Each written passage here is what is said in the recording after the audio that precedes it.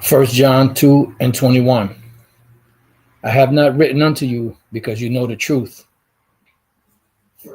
I'm sorry. Um, I have not written unto you because you know not the truth, but because you know it, and that no lie is of the truth. I'd like to start off by saying Barak Yahweh, Bahashem Yahushai, Bahashem, Racha Kodash. Welcome to another live lesson. The name of this one is You Cannot Deny Truth.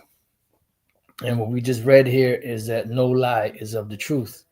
And one more I'm going to read for you is in the Apocrypha, the book of 2nd Ezra, chapter 6, and verse 28, one of my ultimate favorites. It says, As for faith, it shall flourish, corruption shall be overcome, and the truth, which hath been so long without fruit, shall be declared. And we're seeing that happening. It's been happening, but we're seeing it happening even on a greater scale today. And the more the truth becomes popular and more mainstream, as the Spirit has been having me say, the more stumbling blocks are being brought out, the less information is available for you to search. And I was speaking to the elder Pashai last night, and I was telling them when Yahushua came on the scene, when he came to the Jews, he was physically there, teaching them, speaking to them. Most didn't accept him, and some accepted him, but most didn't. And then when he went back into the spirit world, and it came time for the Israelite foreigners to be brought into the fold, it was strictly off of faith. And that's pretty much where we're at right now today. We're in a strictly faith-based time because the information that it used to be readily available on the net, on the web, is slowly but surely being scrubbed, and have all different types of fact checkers and pretty much lies being taught to cover up the truth because they don't want people out there, the Israelites, to wake up. And that's only going to deter the ones that are not a part of the elect. I have another one here, 2nd Ezra 5:1. Nevertheless, ask concerning, because the book form says concerning, the tokens, meaning the signs. Behold, the day shall come, the day which dwell upon earth shall be taken in great number, and the way of truth shall be hidden. Right, and that happened during the time of the Renaissance Empire, or the Renaissance time period, roughly from around the 1300s. But the main height of it was mid 1400s, around 1453 to like the 16 to the 1700s. That's the height of the deception of these devils, and that was the time when their prison sentence was up in Revelation chapter 20. And the very first thing they did when they got out of that prison sentence was to deceive the whole world. This is why you see the pictures of the Heavenly Father, His Son, the angels, the Israelites being so-called white, because it was a great time of deception. All right. It says, and the land shall be barren of faith, and that happened. So we see, the land that had been barren of faith, but then as we read in 2nd Ezra chapter 6, verse 28, it said, as for faith, it shall flourish. So there was going to come a point in time where faith was going to flourish. Corruption shall be overcome. Why? Because the Lord would pull away the veil from off of the eyes of the elect, and they would no longer look to Esau for help, look to Esau for their deliverance, but they will look to the Lord Yahweh Bashem Yahushai for deliverance and truth. And the truth, which has been so long without fruit, shall be declared. So now we're at the point of the Israelite. We're like in the Israelite foreigner stage where it was just based strictly off of faith. Because once Yahushai went back into the spirit world and he wasn't physically here, the only ones that can really give an account of him were the ones that actually were walking with him, which were the 11 disciples. And then the 12th disciple, that was Judas, which he fell off. He took himself out. Then Mattathias was also there also. So those 12, or the new 12, should I say, they actually witnessed the Lord. But the majority of people back then that were hearing the words of the Lord didn't see Yahushua. They only heard about him. So we're now in the stage of just strictly faith-based. because the evidence that used to be readily available, as I said, is being scrubbed from the internet. All right. Now, Elder Pastor reacted to a video that the Elder Malcolm did concerning the land of Arsareth in the book Lost Tribes and Promised Lands by Ronald Sanders. So they both were going into, historical accounts and points in history that point to the Israelites or the people here, the so-called indigenous people here in the Americas being Israelites. So I remembered that years ago I did a lesson. I thought it was an 8-volume book, but it's really a 9-volume book by a man by the name of Edward Viscount. Right, his name was Edward King, Salaki Edward King, which is a Viscount of Kingsborough. So what I did, just to see what it said, I asked, what are the antiquities of Mexico? Because that was the volume. It was a 9-volume book called The Antiquities of Mexico by Edward King, Viscount Kingsborough, all about. It said The Antiquities of Mexico by Edward King, Viscount Kingsborough is a monumental 19th century work that aimed to document, reproduce, and interpret the ancient codices, manuscripts, and monuments of pre-Columbian Mexico. Yeah, because when these devils came here, they destroyed a lot of those records. They burned those records because you cannot justify calling a people savage and conquering them and bringing them into subjection under you if they have a set of laws, statutes, a set of regulations, a king, a hierarchy, a government, distribution, and a running system. You can't justify calling them savages. So it says basic facts, full title, Antiquities of Mexico, blah blah blah. You could read through that. If you want, you could type in the same question. It'll give you similar, sometimes little variated variations, English and Spanish. All right, and it gives you like different sources that it got its information from. Like here it says the Codex Mendoza, so on and so forth. Boom, boom, boom. I remember this name, Sahagun. Then you have Torquemada. These are transcriptions, translations. All right, that he put in this big volume of books, and he pretty much went broke, financially broke, putting this whole volume together. But he was compelled by the Spirit because he saw the dynamic of Issachar and the way that they moved, and he came to the conclusion that they were Israelites. But now when you look it up or look the information up, they're trying to say that no, that wasn't, it was pretty much, it was just conjecture, this, that, and the other. So that's why I say a lot of information that was readily available is harder to get now because these devils are scrubbing it. All right. So it says Kingsborough was motivated by both scholarly curiosity and a biblical hypothesis. He believed that the indigenous peoples of the Americas might be descendants of the lost tribes of Israel. No, he came to the conclusion, but here it's painting like it was just a theory. No, he said that. He said it when you read through some of the accounts. And he hoped that the visual and textual evidence of ancient Mexico could support this theory. So why would he just say it was a theory if he saw evidence and he was using that evidence to prove that these people were Israelites indeed, right? Although this idea is now considered pseudo-historical, it was not uncommon among early antiquarians, right? Because now it's considered pseudo-historical or fake history. Why? Because that's what they labeled it today.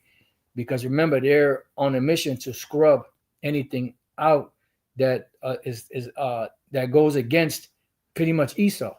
The Library of Congress admitted that back in the 1800s. Salaki, I didn't get to read what you put up. If you don't mind reposting it, because on the TV, I don't know how to go back to that. So matter of fact, you know what? That's okay. I'll go here to my comment section and I'll see what the elder put. Okay, I thought you had put something on here.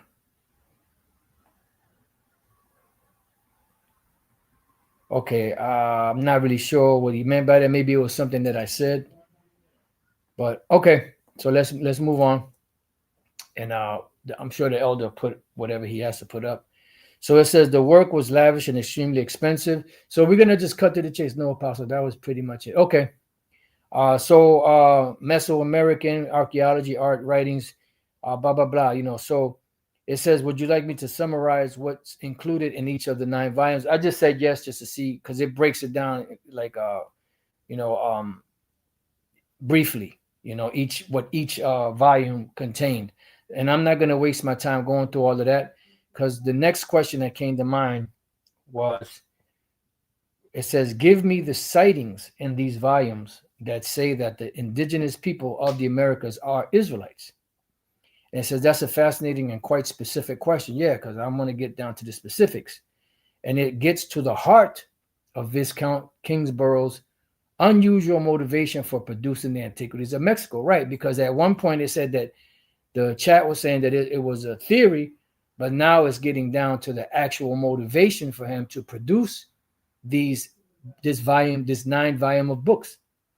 Kingsborough repeatedly argues. So how could it be a theory if he's arguing these facts that he actually saw, right? And sometimes insinuates no, he was repeatedly arguing because he saw the evidence that the people of the pre-Columbian Mexico were descended from the lost tribes of Israel.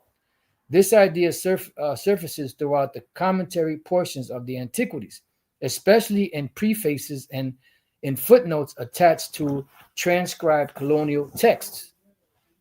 Because the work runs to 9 huge folio volumes, thousands of pages, what follows is a guide to the main sightings or passages in which Kingsborough explicitly develops that theory, where he either claims, suggests, or proves. So how could it be a theory if he's proving what he's saying based off of the evidence that he saw and based off of his knowledge of the scriptures?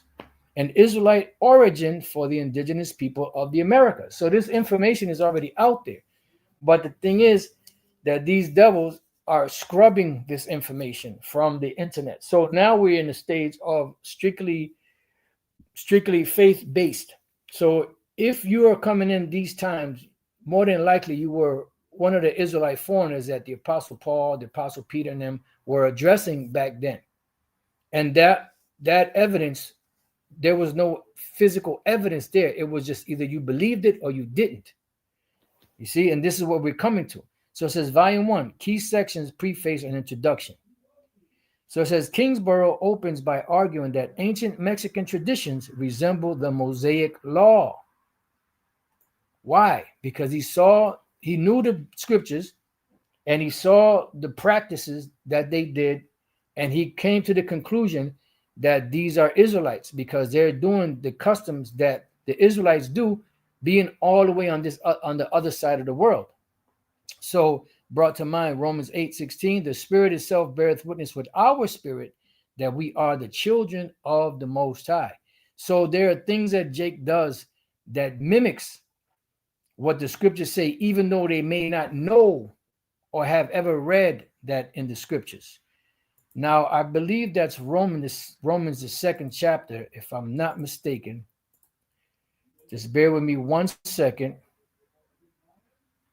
Right, Romans 2:14, for when the Gentiles or the Israelite foreigners, which have not the law, do by nature the things contained in the law, these having not the law are a law unto themselves. So basically, when they do the things that are contained in the law, but they don't have the law itself, they never read the law, it was just embedded in their spirit, which show the work of the law written in their hearts. Because going back, in time, in history, at one time they were practicing these things until they lost their way, these Israelite foreigners. Their conscience also bearing witness, and their thoughts the meantime accusing or else excusing one another. In the day when the Most High shall judge the secrets of men by Yahushua according to my gospel. So pretty much these Israelite foreigners were doing things that were law, that were based off of the law, without having the knowledge of the law in the time that the Apostle Paul was writing this. So it's the same thing with the Israelites that were here in the Americas. There were certain customs and rituals and laws that they were using and doing that mirrored the laws of the scriptures, and they didn't have that because there was a disconnect from that side of the world to this side of the world until the devil so-called discovered the Americas. It says he notes parallels between circumcision, see, which he believed existed among some indigenous groups. Why? Because it went back to the law of circumcision, purification rituals, and the dietary codes of the Israelites. He claims that the Aztec account of a flood and a single original family mirrors the story of Noah, right? Because you had Noah, his wife, his 3 sons, and their 3 wives. He asserts that the Mexican calendar and temple rituals show the vestiges of the Hebrew ceremonial law. And that brought to mind 1 Chronicles 12 and 32, because out of all of the tribes of Israel, Issachar was the more connected to being able to read the heavens. And they were pretty much the heaven watchers back then, for lack of better words. They will watch to see when the new moon was coming in. They will watch to see when feast days were coming in. And they would warn the people and let them know. It says, and of the tribe of the children of Issachar, Salakia, which were men that had understanding of the times. This is why you have something known as the Mayan calendar. The Mayan calendar said that the year 2012 was the end of the age, the end of the world. But people thought it was the end of the world in general. But no, it was the end of the age of Esau, pretty much.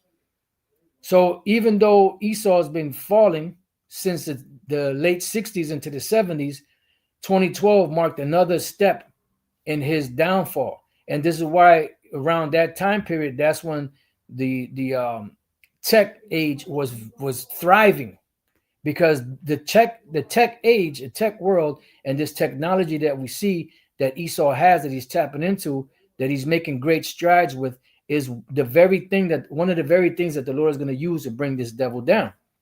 Because it says in Daniel, right, chapter 12, for those of you that may not be familiar with it, it says, but thou, O Daniel, shut up the words and seal the book, even to the time of the end. So the book had been sealed for a long time until the elder Abba Bivens came on the scene and actually, taught the elders back then what we're teaching today. Many shall run to and fro, and knowledge shall be increased. And we see the knowledge being increased by this, the tech age that we see happening right now as we speak. So from 2012, in the 90s into the 2000s, the tech was still in its infancy stage. But then by 2012, that's really when they started getting deeper and deeper into this technology. So this was the end of that age. So we're coming down to the end of Esau's world, and the beginning of Jacob. The beginning of it, that father belongs to Jacob, beginning with Yahushai. All right. So going back here, it says that the Mexicans were of the race of Israel and observed many rites of the Mosaic dispensation is manifest from their own paintings and hieroglyphics. This is in volume 1 in the preface. Volume 2, commentary section following Codex Vaticanus and Codex Borbonicus plates. Kingsborough compares the Mexican serpent symbol to the brazen serpent of Moses, right? Because that symbolism, or when the serpents were biting Israel, going back to the book of Numbers, when Moses put the serpent on the staff, and Israel, when they got bit, looked at it, they were saved from that venom, right? So the same way that happened, that was used as an introduction, so to speak, to the Messiah Yahushai coming on the scene to deliver those elect of the nation of Israel that believed in him. So in St. John 3:14, it says, and as Moses lifted up the serpent in the wilderness, even so must the Son of Man be lifted up, right? Because the serpent was lifted up for what purpose? For the deliverance or the salvation of Israel back then, to not die of the poison of that serpent. So Yahushua in this time 2,000 years ago was raised. He said, if I be lifted up, I will draw men unto me. So when he was lifted up and put on that cross, he took away the sins and the iniquities of Israel. That venom, that venom that's been swept into that poison that's been swept into the rug for so long. Inside joke, So that served as a comparison between that time with the serpent with Moses and Yahushua. So this is something he observed, and then when Yahushua, before he was on the cross, he told the disciples, other sheep I have which are not of this fold. Let's get there real quick, and then we'll come right back to this. St. John 15 and I believe, what is it?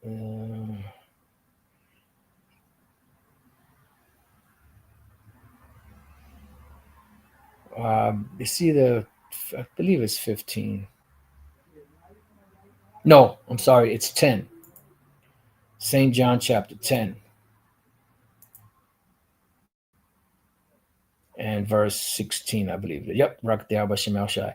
And other sheep I have which are not of this fold, them also I must bring, and they shall hear my voice, and they shall be one fold and one shepherd. So this is why you have different tribes over here in the Americas that had different accounts of Quetzalcoatl or Kukulkan, which is the feathered serpent, because that feathered serpent or Kukulkan represented Yahushua.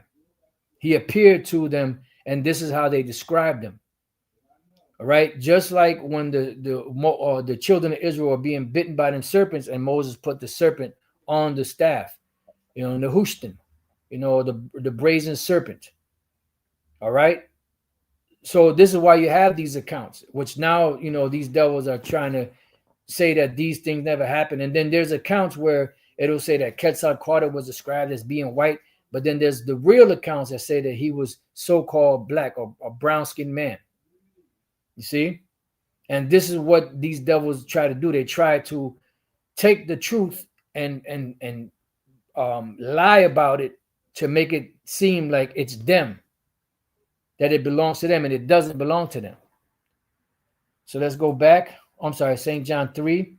And as Moses lifted up the serpent in the wilderness, even so must the Son of Man be lifted up, that whosoever believeth in him should not perish, but have everlasting life.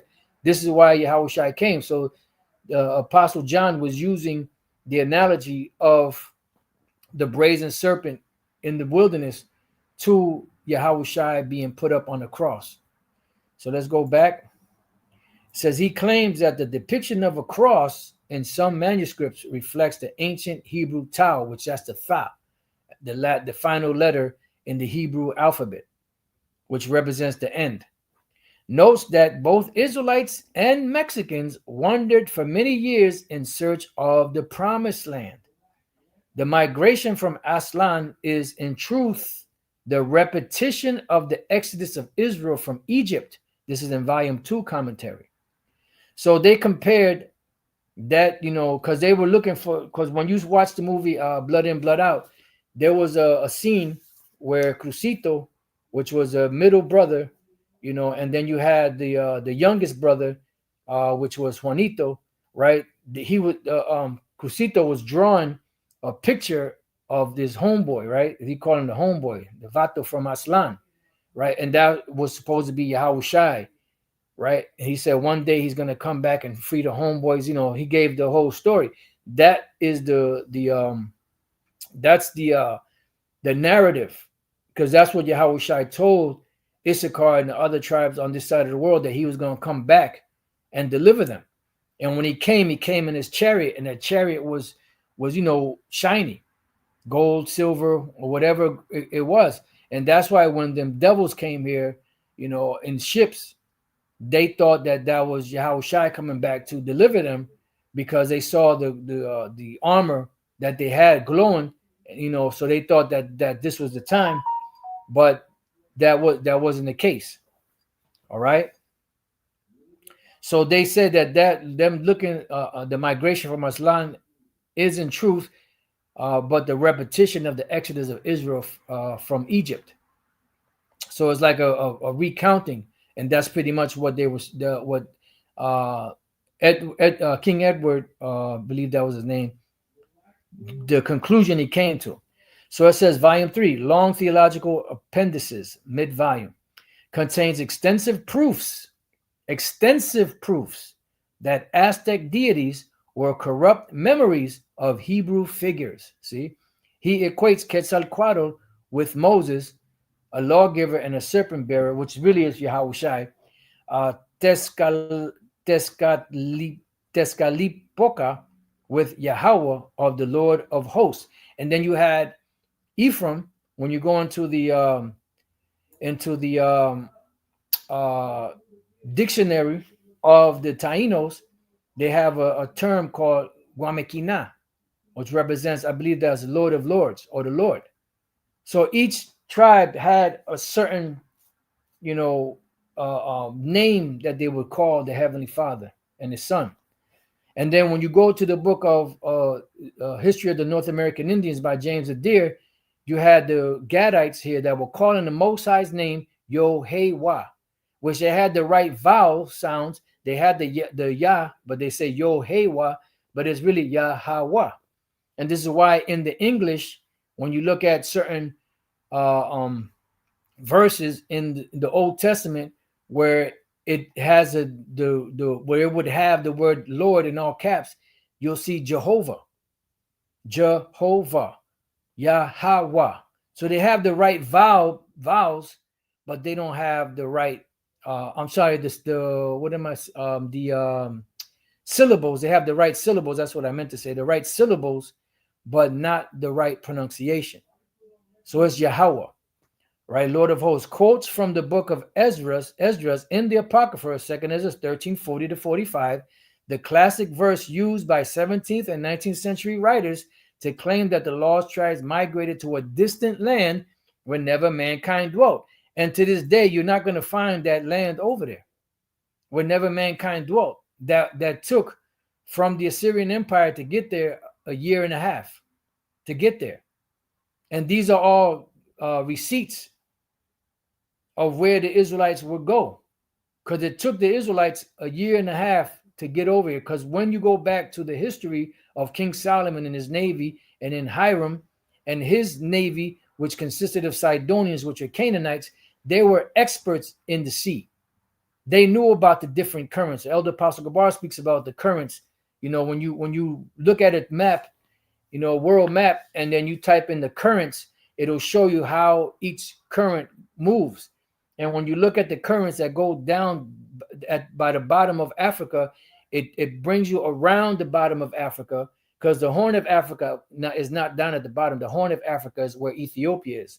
But then when you go down to the bottom, they'll show you currents that'll push your ship, into the Atlantic Ocean. And then there are other currents that push your ship. And mainly the main place where you're going to land is Brazil, because the currents lead to Brazil, and Brazil is one of the countries countries in South America that sticks out the furthest into the Atlantic Ocean. And that's why you had a lot. If you would go that way, most times you will end up there and land there. But then when Columbus and them devils, Cristobal Colon came from Spain, in that region coming this way, he ended up in the islands they call today the Caribbean islands, specifically Hispaniola, because he said when he was speaking to that priest, he said that he believes that the Indies were 750 leagues to the west.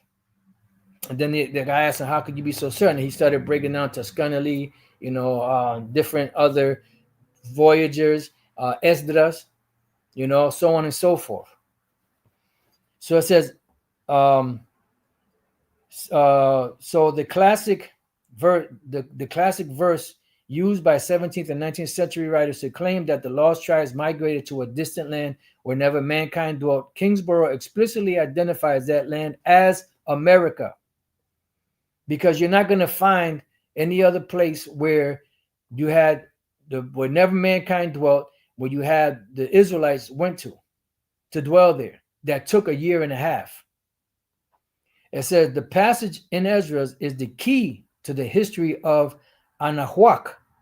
The Israelites escaping Assyrian captivity crossed into the New World, Volume 3, Appendix. So they knew about this history.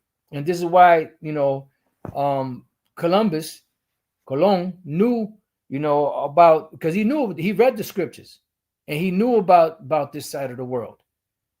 That's why eventually it was the tiny tops or the mini caps that funded him. Ibrahim or something like that. Forget the names. It was like three major ones. I used to know the names, but I don't remember them offhand. It were three major small hats or tiny tops or mini caps that funded him and funded his voyage and funded the crown of Spain to have him come over here in the voyage. And when I was watching the video, one individual was breaking down how you had the expulsion of the mini caps that would happen on August.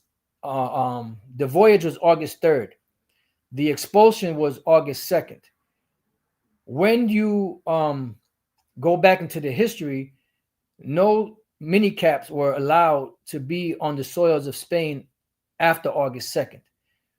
When Cristobal Colon came over to this side of the world, the last night that he was in Spain, he couldn't sleep or he couldn't be on the soils of Spain. So he had to sleep on his ship. So August 2nd, he slept on the ship, and then he departed August 3rd to come over to the so-called New World. And that's more proof that he was a mini cap. All right, which I thought the individual was going to bring that out, but I didn't hear him bring it out. All right, so Volume 4, prefatory notes and commentary to Sahagun's and Torquemada's text. He highlights alleged similarities between Aztec priestly garments and Levitical vestments, the division of tribes, and the organization of the temple. Suggests that the 12 Aztec tribes echo the 12 tribes of Israel. Kingsborough claims that the ritual blood offerings were a perverted survival of ancient Hebrew sacrifice, right? Because by this point, the reason why they came to this side of the world was to keep the laws, statutes, and commandments that they couldn't keep in their land, that when they were taken out of there and brought into the captivity of the Assyrians. So that was the main purpose for coming to this side of the world. That was a motivation for them to get over here. So Second Ezra 13 and 40 says, these are the 10 tribes which were carried away prisoners out of their own land in the time of Hosea, the king, right? Hosea,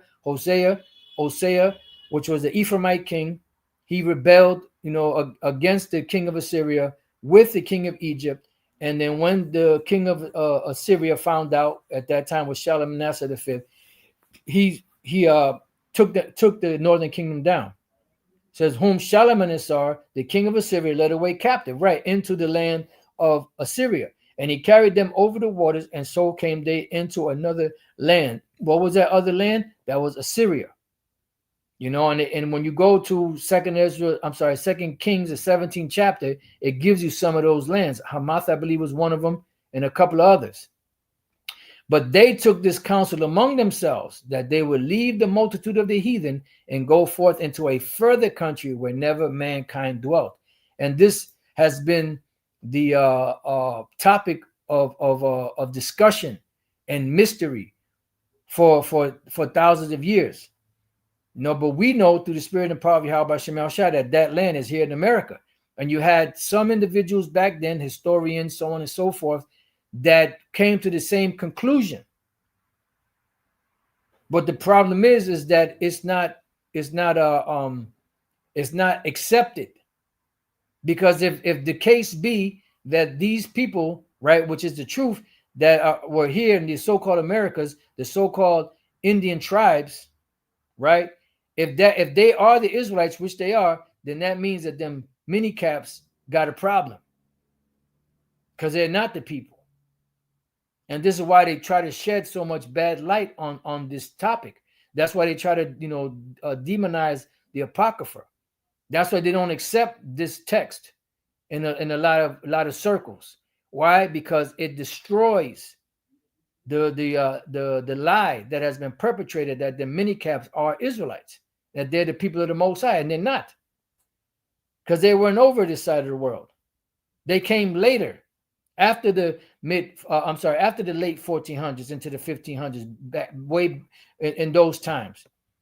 So that this destroys the lies that has been pushed out there by these devils. It says that they might dare keep their statutes, which they never kept in their own land, right? But by the time the so-called Spaniards came here, it was a corruption in the language. It was a corruption in the laws. See, because they obviously they must have not had the actual text with them. Because when you get besieged and you get taken down by a nation, like in an example, the Babylonians, when they took down Judah, they burnt the books of the law.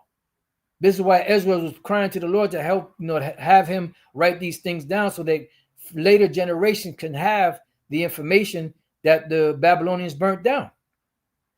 So by the time the 10 tribes got here to this side of the world, they were going off of memory.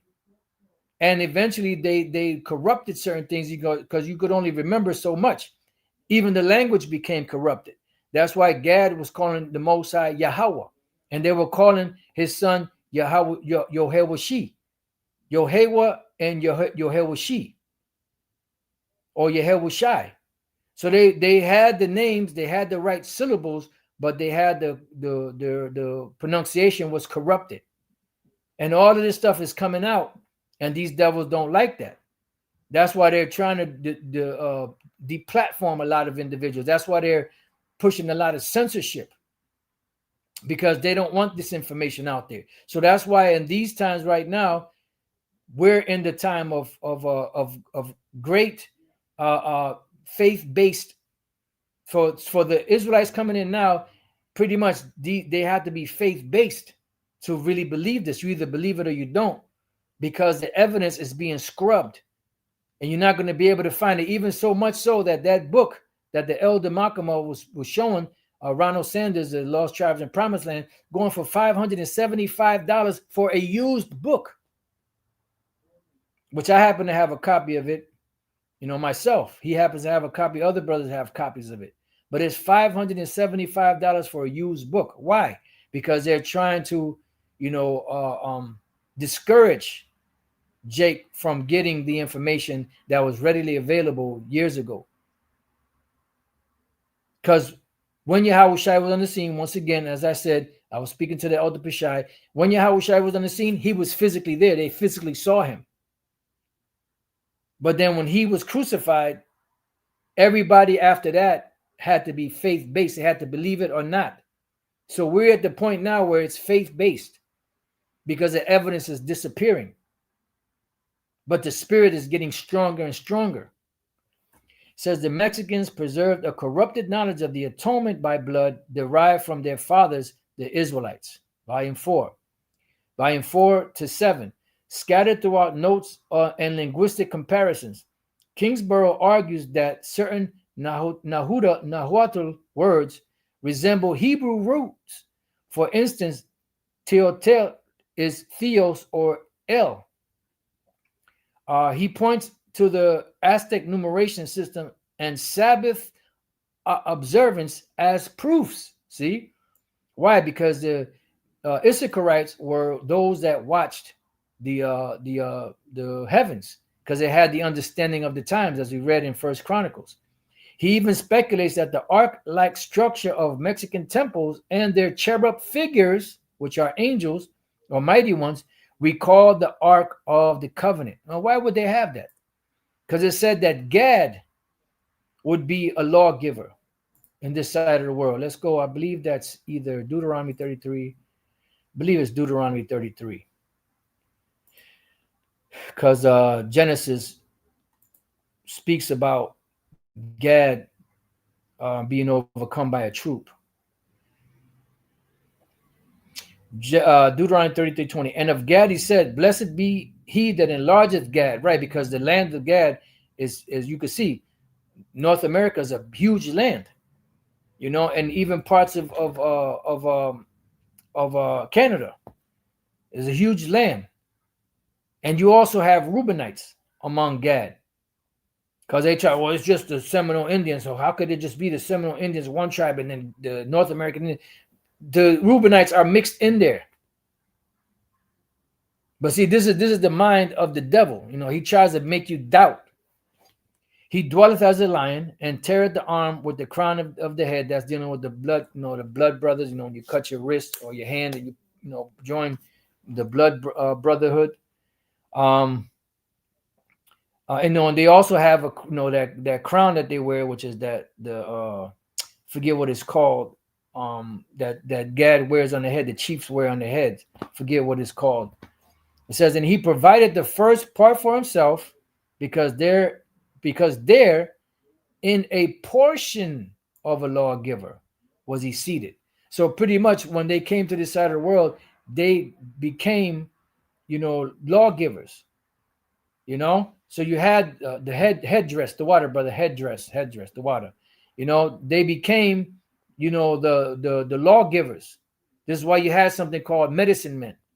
But then the other tribes also had, remember, when you go back to Jeroboam, they had made the lowest of the people, you know, of the tribes, you know, priests, because Jeroboam kicked all of the Levites out. But they knew the customs, they knew the practices. It says, was he seated, and he came with the heads of the people, which is Ephraim and Manasseh. He executed the justice of Yahweh and his judgments with Israel, right? And that's why you see today, or you see that Gad was calling the Most High's name Yehovah, and his son's name Yehoshai or Yehoshi.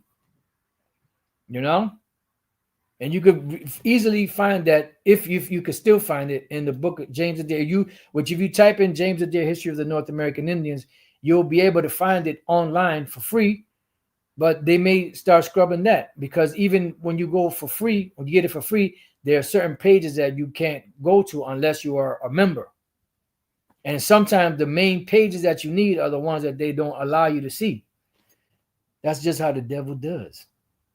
So going back, it says the cherubic emblems that guard the ark in the Mexican paintings cannot be the invention of a barbarous race, right? And that's why these devils, right, the conquistadors, burnt the records of Issachar, because you cannot justify calling somebody a barbarian and stealing their lands, you know, and subjecting them to your bullshit if they have written records, if they have a government, if they have an economy, if they have a distribution center.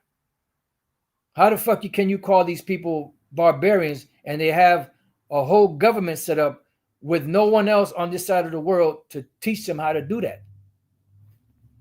So volumes 8 to 9, posthumous, these volumes mostly reproduce additional codices, but Anglio includes several marginal remarks drawn from Kingsborough's notes, reiterating the lost tribes hypothesis. One fragment states the Mexicans are the posterity of those Israelites who, after crossing the narrow passage of Arsareth, which is America, another land, people the western continent. Let's read it again. The Mexicans are the posterity of the Israelites who, after crossing the narrow passages of Arsareth, peopled the western continent over here, the people on this side of the world. And it wasn't just the Mexicans. You had the so-called North American Indians, the so-called Seminole Indians. You know, you had the Ephraimites, you know, the so-called Puerto Ricans, so-called, you know, Taino, Aztec, Taino, the Caribs, you know, the Mayas, the Aztecs, you know, the Incas, you know, you had there's another in the so-called Caribbeans, Arawaks, so on and so forth. All right. So modern evaluation. Kingsborough's belief was a part of a broader 18th to 19th century fascination with biblical ethnology. not based on credible linguistic or archaeological evidence, but it was based off of his evidence, his interaction with them, his knowledge of the scriptures, and him seeing the customs that the Issacharites were keeping, which that he used that and compared that to his knowledge of the Bible, and he said these people are the Israelites. This is where the Israelites came to. But because it's not accepted in these so-called higher learning circles, then it's just a theory. But all the evidence is there. Today it's recognized as a pseudo-historical idea, right? It's saying fake history, just like Trump keeps saying fake news. Why? Because they say it means it's a fake history. But then when you examine those records, you see that, wait a minute, well, so why are all these similarities in the customs and the rituals that these people here were doing and the Israelites on that side of the world when they were already on the western side of the world? How did they get that knowledge? Why did they have circumcision? Why did they set up the temples the way they did? Why did they have the cherubims, in the form of an Ark of a Covenant, and doing all these different rites and the Sabbaths and observing times and keeping certain high holy days? Why? Because they're Israelites and the evidence is there. But because it's not accepted by the higher learnings of Esau, this white supremacist society that's established, they won't allow it to be facts. Because if they don't say it, then it's not factual. Like the French philosopher Voltaire said, history is the lie commonly agreed upon. It says, but it's historically significant because it shows how early European scholars tried to reconcile the New World with the Old Testament narrative. And that's exactly what it is. But they don't want to accept that because it goes against, every principle that has been taught. So they would have to rewrite history. They would have to rewrite, they would have to revamp all of those colleges, the histories and the religious, teachings, and restart all over again. You think they're going to do that? Hell no. Would you like me to provide exact page numbers of quotations? No, that's okay. So next question, I said, James Adair in his book, The History of the American Indians, seems to agree with the fact that the indigenous peoples of America are indeed Israelites of the 10 lost tribes. Yes, that's absolutely correct. James Adair, 1709 to 1783, an Irish trader, some sources say he was Scottish, and historian who lived among various indigenous nations in the American Southeast for decades, is one of the most famous early proponents of the lost tribes of Israel theory applied to Native Americans. His book, The History of the American Indians, London, 1775, lays out this claim at length. Here's a detailed overview of Adair's argument and evidence. About the author and work. Full title, boom, boom, boom, published, James Adair, trader, observer, who spent nearly 40 years among indigenous people such as the Catawba, Chickasaw, Cherokee, Choctaw, and Creek. The book blends ethnography, theology, and speculation. Adair's central thesis. Adair repeatedly argues that Native Americans descended from the 10 lost tribes of Israel, those Israelites exiled by the Assyrians in the 8th century BCE, and said in 2nd Ezra 1340-45 to have migrated to a remote land. He presents 22 parallels or arguments between the customs of southeastern tribes and those of the ancient Israelites. So he spent 40 years among the southern eastern tribes. You had Gad, Reuben, Edward Viscount, forget his other name. He's the Viscount. He spent time among the Issacharites. So they both came to the conclusion that these people are Israelites. Same thing with other historians that spent time with other, different, tribes. Like you had Reubenites, you had Ephraimites, and then you had Montesinos, which is in the book of Montesinos, which was the guide to forget the guy's name in the book of Lost Tribes and Promised Lands, and he's the one that told him the Reubenites, which was 2 men and a woman, saluted him with the Shema Yasha Allah Yahweh Allah Yahweh Yahweh Khat, and he was surprised. And then they told him that our brothers, the tribe of Ephraim are on the island not too far from here. So these are all historical evidences, but because they don't go with the narrative of Esau today and his school systems, they don't accept them. They'll call them pseudo or fake. Main proof of their sites below are the most frequently quoted examples from his own text, chapters 6 to 12, tribal divisions. He says the indigenous nations are divided into tribes like Israel's 12.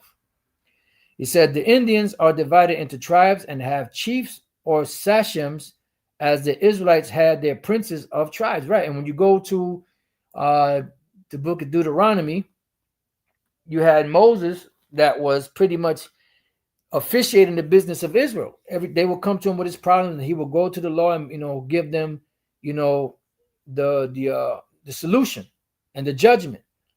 But then Jethro, his father-in-law, which saw him, said no.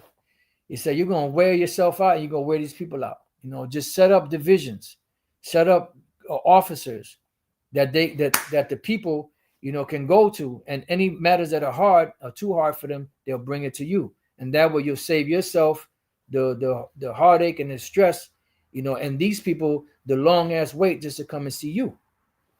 It says number 2, purification and cleanliness laws, observance of ritual washing and seclusion after touching the dead, after childbirth, or for illness, which he likens to the Levitical purity codes. Right? You have the book of Leviticus, the 12th chapter, Leviticus 13. But you're all different purifications for birth. When a woman had a son, she was unclean for 40 days. When she had a daughter, she was unclean for 80 days. And these are all things that he observed these Israelites doing here on this side of the world, because they're Israelites. It says, and these are actual eyewitnesses that saw these things, that saw these interactions. But because it's not accepted in Esau's so-called higher learning circles, they push it out and call it pseudo history. But if you see something and you have proof of it, you can't say that it didn't happen. You can't say that it's not true, because you actually seeing it happen. Cities of refuge. There you go. He reports that some nations protected accidental manslayers in certain towns, reminiscent of Numbers 35, right? Which you had 6 of these cities of refuge. And those 6 cities if you were accused of killing someone, but it was an accident, you would run to them, so that you can have a fair trial. Because if not, the person that you slayed, their family member would want blood. All right, ceremonial worship. He describes the Ark of the Covenant like sacred arks or ark baskets carried in procession, the fire on the altar that must never go out, and a sacred name of the deity not to be spoken aloud. They have their beloved or holy fire, which they esteem the emblem of the deity's presence among them. Number 5, feasts and Sabbaths. He sees the green corn festival, which you have the first fruits, as analogous to the Feast of Tabernacles. Okay, so you had the Feast of Ingathering, which is at the end of the year, or the end of the harvest year, not the end of the cycle year. It was the end of the harvest year, because you had 2 different ingathering, or you had 2 different what's that word,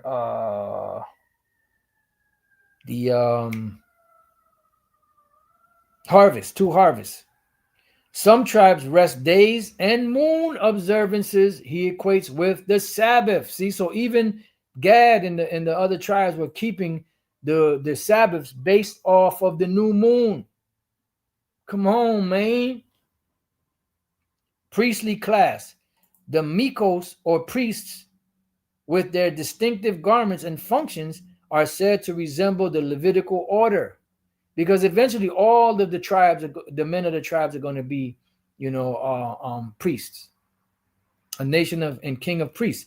Language. Adair claims to hear Hebrew-like roots in indigenous languages. For instance, that Yohewah, or Yahweh, which is really Yahweh, was used as a divine name, almost certainly a misunderstanding. No, it's not a misunderstanding. It's the name of the Most High that they were calling, but they just had the pronunciation off a little bit. But see, this is in parentheses. So this could be something that was written in written into the chat to do if any of these truths were to come out, or somebody could be in the background just adding certain little things, to this. It says sacrifice and atonement. The offering of first fruits, tobacco, or animals to the Great Spirit is presented as a degraded memory of the Mosaic sacrifices. Number 9, Ark and covenant parallels. He describes an object carried before them when they go to war, covered with skins, as analogous to Israelites' ark. Number 10, circumcision claimed, though inaccurately, there, notice this is in parentheses, there asserts that some tribes practice circumcision or a similar rite, which he sees as direct evidence of Israelite descent. So how the fuck are you going to be here today, right, and say that the things that James Adair and Edward, right, King Edward, right, witness are not true? Well, he claimed, but it's really not really real. It's pseudo, but they're actually seeing these things. So how in the fuck can they not be the people of the Most High? Like we read in Romans the 8th chapter. Let's get that again. Romans the 8th chapter. Let's get it again. Romans 8 and 16. It says, the Spirit itself beareth witness with our spirit that we are the children of the Most High. Let's see what it says in the NLT. For his spirit joins with our spirit to affirm that we are the Most High's children. And NIV, the Spirit himself testifies with our spirit that we are the Most High's children. By what? By the actions that Jake does, that the things that they do, that bear witness that we are the Israelites. Now, let me see what it says in the NLT for, let's see right here. For when the Israelite foreigners, even the Gentiles, or even Gentiles, Israelite foreigners who do not have God's written law, show that they know his law when they instinctively obey it. See, even without having heard it. So how can they obey it without having even heard it? Because it's already embedded in their spirit. So when these historians came to this side of the world and they interacted with the tribes that were here, they came to the conclusion based off the rituals and ceremonies and language. By that time was a little corruption in the language, but they came to the conclusion that these are the 10 lost tribes. This is the land of Arsareth, America.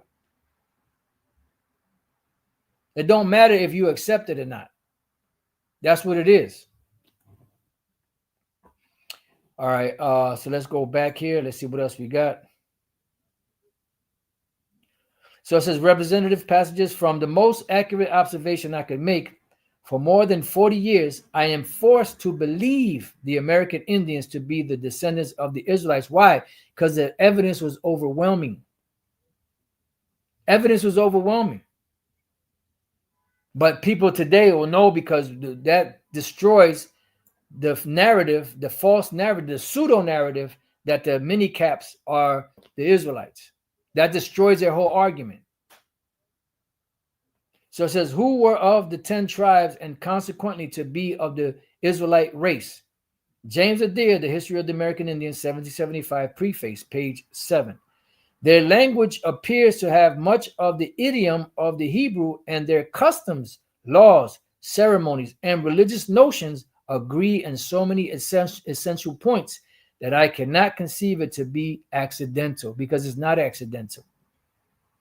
He had to come to that conclusion because he wasn't coming here to look for that evidence.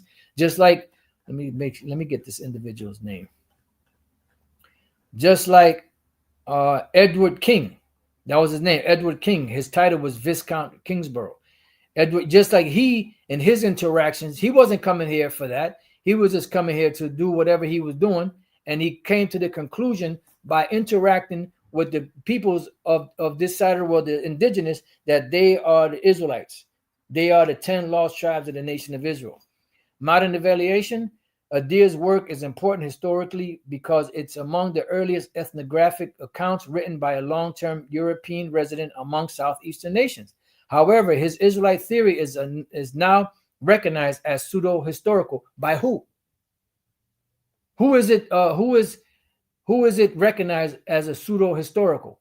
Not by us, not by the scriptures, but by the so-called authorities or the teaching the higher learning or learning authorities of this world, which the Lord already told us through the mouth of the Apostle Paul. Let's go to 1 Corinthians 3.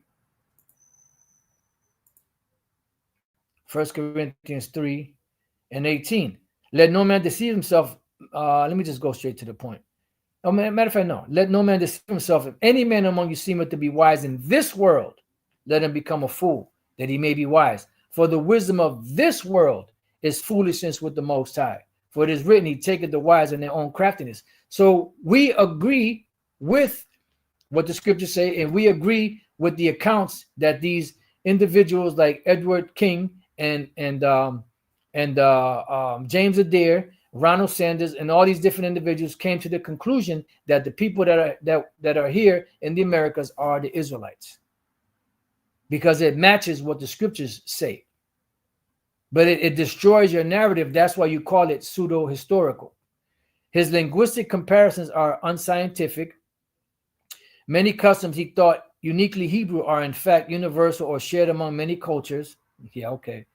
His interpretations were influenced by Christian biblical ethnology common in the 18th century, right? Because he knew the scriptures, and he saw that the things that these Israelites were doing, or these people were doing, followed in the same vein, so to speak, as what he learned about in the scriptures, not by evidence from archaeological or linguistic. It don't have to be archaeology. He saw it firsthand. How much more evidence do you need than having firsthand knowledge of seeing these people interacting and doing the things that are written in the scriptures? But this is why scriptures say that the carnal man cannot receive the things of the spirit, because they are spiritually discerned. And Esau is the most carnal man on the planet. So unless it's something that's etched, and said these are the Israelites, they're not going to believe it, because first of all, it destroys their whole narrative, and it crushes that whole white supremacy garbage that the Israelites are so-called white. So then they will have to go back to the drawing board. They're not going to do that, because they spent too much time murdering, destroying, genociding, raping, robbing, murdering, the planet to establish themselves as the people of the Most High. They're not going to give that up overnight. That's why Yahushua is coming to take his ass out. Relation to Kingsborough. Viscount Kingsborough explicitly cites Adir in the Antiquities of Mexico as supporting evidence for the Israelite origin hypothesis. Adir's history was one of Kingsborough's main English language sources, alongside Samuel Purchas's Pilgrims, the Apocrypha, 2 Esdras 13, and various Spanish chroniclers, because these Spanish chroniclers came to that conclusion also in interacting with them, with these indigenous people over here, that these are the Israelites. All right. Then I typed in about Ronald Sanders, but I'm going to leave it there. And if the Spirit allows, maybe I'll do another part and go into this. But the evidence is overwhelming, man. Like the name of the title of the lesson is, You Cannot Deny Truth.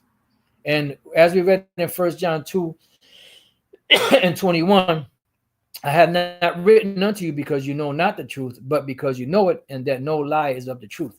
And we're witnessing the truth of the Most High, prevailing over all of these different lies that have been taught around the world. Let me leave you with this scripture in 2 Corinthians chapter 10 and verse 3. It says, for though we walk in the flesh, we do not war after the flesh. For the weapons of our warfare are not carnal, but mighty through the Most High, through the pulling down of strongholds. That's why the Apostle Paul said, be strong in the Lord and in the power of his might, because his word is sharper than any two-edged sword, casting down imaginations and every high thing that exalts itself against the knowledge of Yahweh Bashem Yahushai, and bringing into captivity every thought to the obedience of Yahushai. and having in a readiness to revenge all disobedience when your obedience is fulfilled. So this is a casting down of the imaginations of Esau's lies that they've put up. And when we look up this word casting down, you have the word kathahiro. Let me just, I'm not going to play because it's not going to play. Kathahireho, to take down without the notion of violence. See, to detach from the cross, one crucified, with the use of force, to throw down, cast down, to pull down demise. So we're dealing with to take down without the notion of violence. And this is why they're coming against us so hard, because this is the only, this is the major threat that is not, that's not violent, to their organization. Because truth is a garlic to Esau, it's destroying them. And the first step of their destruction is revelation. After they've revealed, then the Most High is going to come back and destroy them with the fire from the missiles and from the chariots of Yahushua and the angels. So with that, I pray that you brothers and few sisters have been edified. Till next time I say, Shalom.